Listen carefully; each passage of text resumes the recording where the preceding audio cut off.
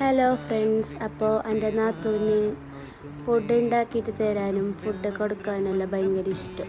നാത്തൂൻ്റെ അടുത്തൊക്കെ പോയെങ്കിൽ എന്ത് വേണ്ടേന്ന് കേട്ടിട്ട് അതെല്ലാം ആക്കി തരും.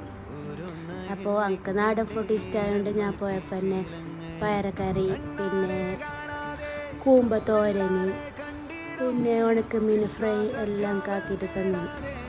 എനിക്കതെല്ലാം ഇഷ്ടമെന്ന് നാത്തൂനറിയും. അങ്ങനെ അതെല്ലാം ഞങ്ങളെല്ലാവരും കൂടി ഇരുന്നിട്ട് സന്തോഷത്തിൽ ഫുഡെല്ലാം കഴിച്ചിട്ട് വന്നു.